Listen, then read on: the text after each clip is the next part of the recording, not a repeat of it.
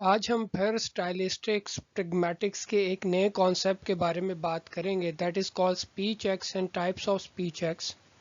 I have notice that के BS English के students को मोस्टली इससे रिलेटेड क्वेश्चन लॉन्ग या शॉर्ट आ जाते हैं।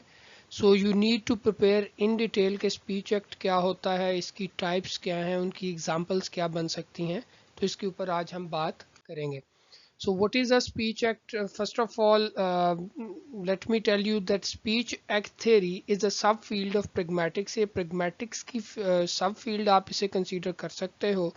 Other than that, this theory was introduced by इस theory को introduce किया था 1975 में by Oxford philosopher J.L. Austin in his book How to Do Things with Words, and further developed by American philosopher John Searle. This area of study is concerned with the ways in which words are used not only to present information but also to carry out actions.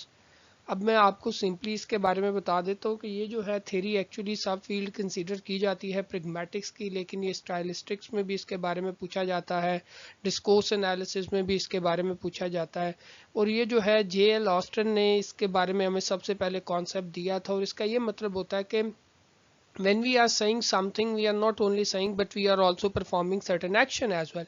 तो देखें जी, when some speech act is something expressed by an individual that not only presents information but उसके साथ वो कोई ना कोई हम action भी perform करते हैं। This is called speech act। या इसके अलावा अगर आप दूसरी इसकी definition देख लें, एक और, action performed by an utterance is also called speech act।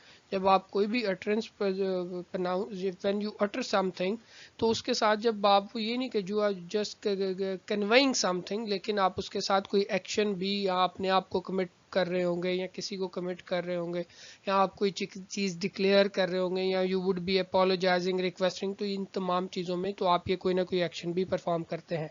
Other than that, इससे एक रिलेटेड चीज़ होती है that is called speech event. The circumstances surrounding the speech act, जिन सर्कमस्टांसेस में, जिस कॉन्टेक्स्ट में स्पीच एक्ट परफॉर्म होगा, that is called speech event. जैसे अगर हम आपको अब एग्जांपल दे दें, I would like to have salt, could you please pass it to मी।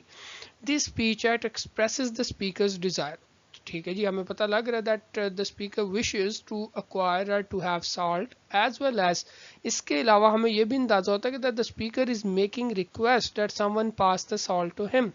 ठीक है, तो हमें से यहाँ से ये चीज़ समझ आ गई। नेक्स्ट एग्जांपल है, I have just made some coffee.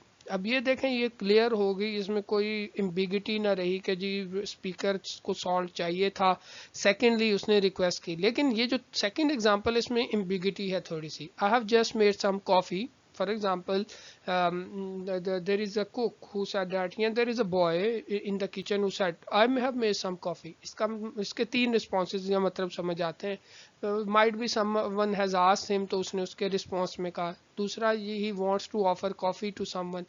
यहाँ वो तीसरा ये भी शो करना चाह रहा है कि might be that he is able to made some coffee। अब ये जो तीनों वो मैंने लास्ट एग्जांपल दी, उसमें जो वो तीनों बातें हैं वो आपकी डिपेंड करती हैं किसी एक पर्टिकुलर स्पीच एक्ट पे, जिसे हम इलोक्यूशनरी एक्ट कहेंगे। उसके ऊपर हम फर्दर बात करेंगे। पहले हम बात करते हैं इलोक्यूशनरी एक्ट पे।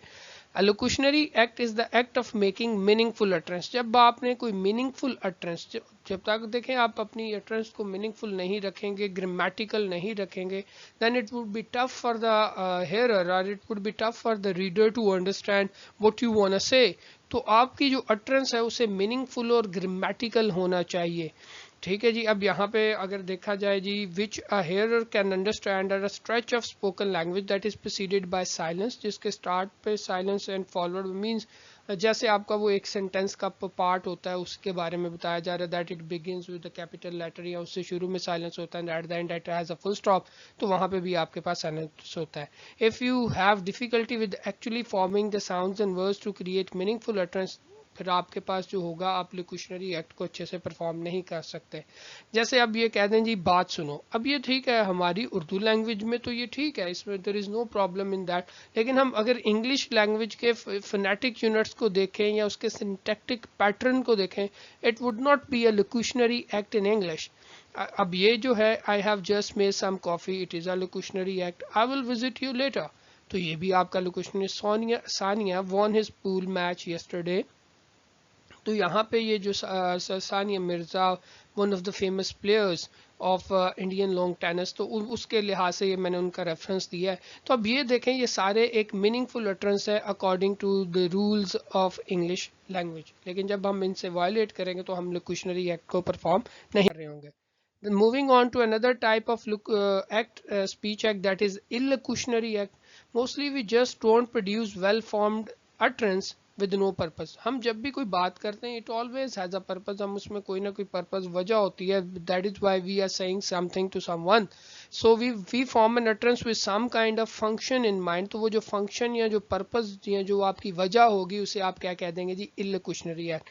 The illocutionary act is performed via the communicative force of an utterance. वो इसके अंदर एक communicative force है, उसके बारे में हम एक और वीडियो बनाएंगे, जैसे जिसे आप illocutionary force indicating device या परफॉर्मेटिव वर्ब भी कहते हैं। जैसे अगर आपको हम यहाँ पे कुछ I have just made some tea, ये मैंने इसी से रिलेटेड आपको पहले भी एग्जांपल दी और मैंने कहा था उसमें 3 आपके पास जो है मीनिंग्स जनरेट हो सकते हैं, पॉसिबल मीनिंग्स, और उन मीनिंग्स को हम सर्कमस्टेंसेस स्पीच इवेंट से डिग आउट करते हैं। तो यहाँ पे अगर देखा जाए, the point is how speakers can assume that the intended illocutionary force will be recognized by the hearer, कि hearer को कैसे पता लगेगा जी भाई इस illocutionary act या इस verb का या जो ये आपने सेंटेंस यूज किया इसका क्या मतलब बन रहा है। तो वो जो है हमारे पास illocutionary force indicating device और felicity condition से हमें इन चीज़ों के बारे में पता लगता है। इसके ऊपर मैं एक अलहदा वीडियो बनाऊंगा, otherwise this video would be prolonged. Last जो इसकी टाइप ऑफ स्पीच एक्ट है and that is perlocutionary act, के मतलब whenever we are forming a meaningful utterance, ठीक है जी, उसका पर्पज और फंक्शन भी होता है। लाइकवाइज फिर हम ये भी चाहते होते हैं कि उसका कोई ना कोई इफेक्ट भी है आगे, that you get to know certain thing about it, ठीक है, मैं अगले पे क्या असर हो रहा है, इसके लिहाज से हम हमेशा कोई ना कोई अपनी जो है वो बात करते हैं। So depending upon the circumstances you will utter on the assumption that the hearer will recognise the effect you intended, ठीक है जी। This is also known as perlocutionary effect, भी इसे आप कहेंगे कि जी जो आप चाहते हो कि आपके हेयर पे वो जो इफेक्ट हो या रीडर पे इफेक्ट हो। मैंने जैसे कह दिया प्लीज फाइंड माई बुक, तो अब मैंने स्पीकर ने as a speaker I have said that you need to find my book, या please I am requesting you to please find my book. तो इससे 2-3 चीजें हुई, that I want the listener to change his mind, वो जहाँ पे busy है वहां से हटे, अपने माइंड को डेविएट करे, and the speaker also wanted listener to drop whatever is doing, और उसके साथ मिलके रिक्वेस्ट कर रहा है कि उसकी बुक को फाइंड करें। These are the 3 basic types of speech acts, and if you have any question you can type in the comment box. We are going to form another video on illocutionary act क्योंकि वो ज़रा tough हो जाएगा, and you can watch that video as well, and it would be uploaded soon. But for that you have to like and subscribe our channel. Thank you so much.